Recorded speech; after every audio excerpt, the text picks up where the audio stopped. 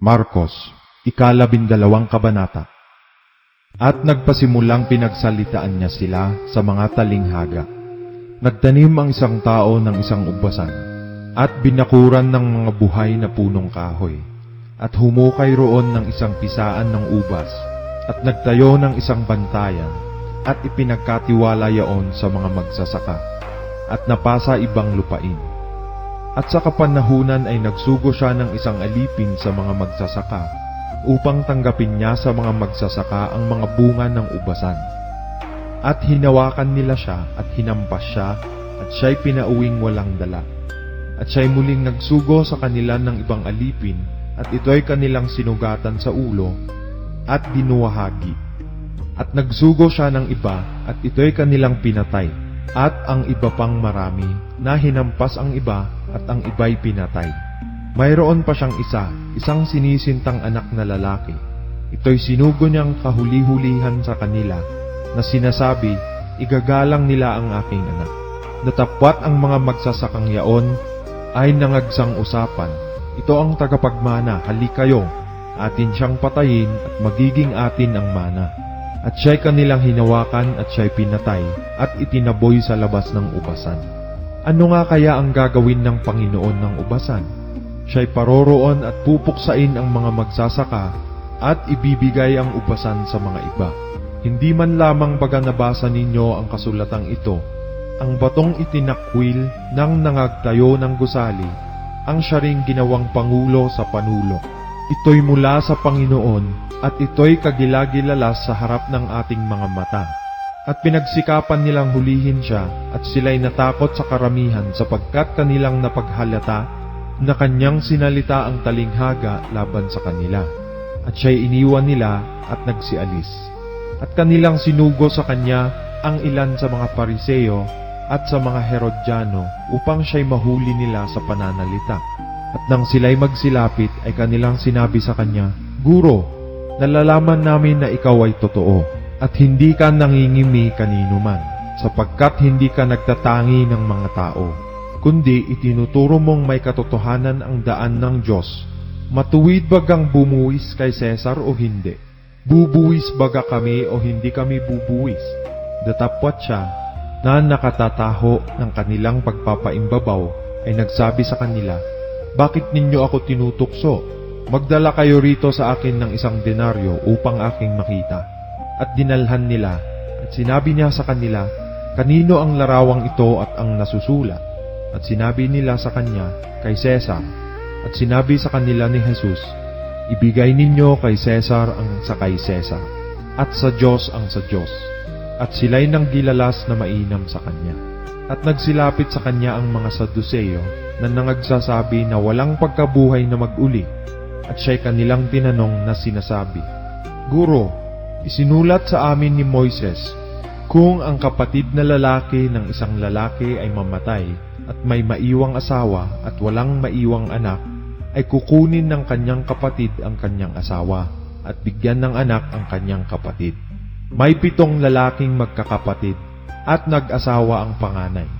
At nang mamatay ay walang naiwang anak. At nag-asawa sa bao ang pangalawa at namatay na walang naiwang anak.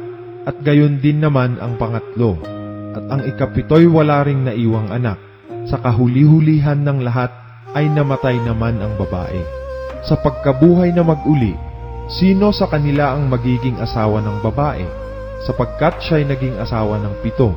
Sinabi sa kanila ni Jesus, Hindi kaya nangagkakamali kayo dahil dyan, na hindi ninyo nalalaman ang mga kasulatan ni ang kapangyarihan ng Diyos?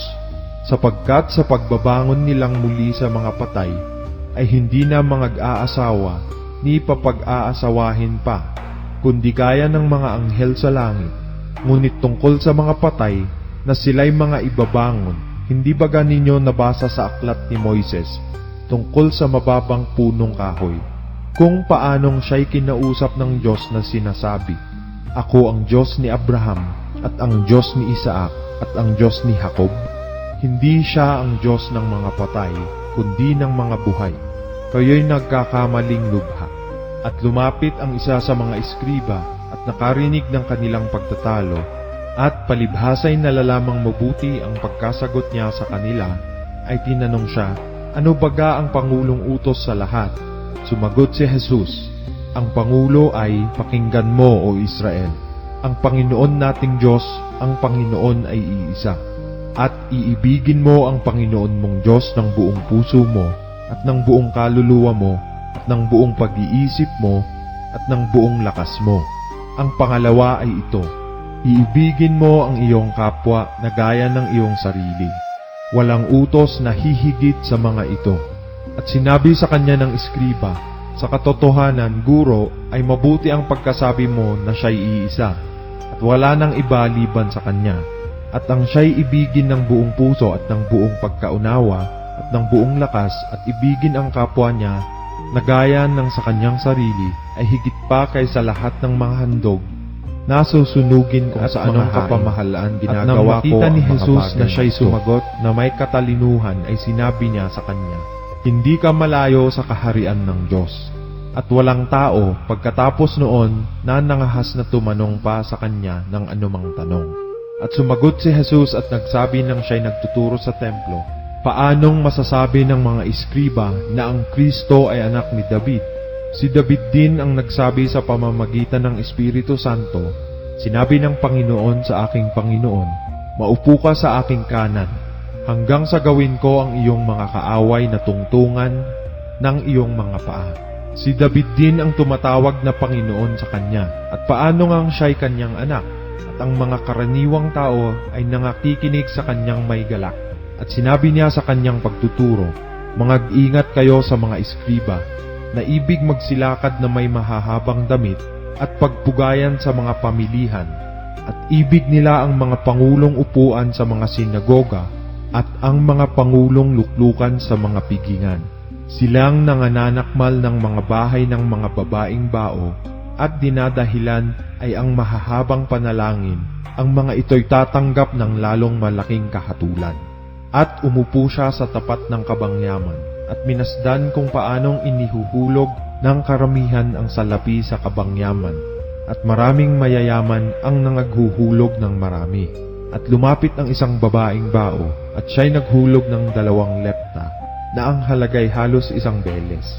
At pinalapit niya sa kanya ang kanyang mga alagad at sinabi sa kanila, "Katotohanang sinasabi ko sa inyo, ang dukhang baong babaeng ito ay naghulog ng higit kaysa lahat ng nangaghuhulog sa kabangyaman, sapagkat silang lahat ay nagsipaghulog nang sa kanila'y labis.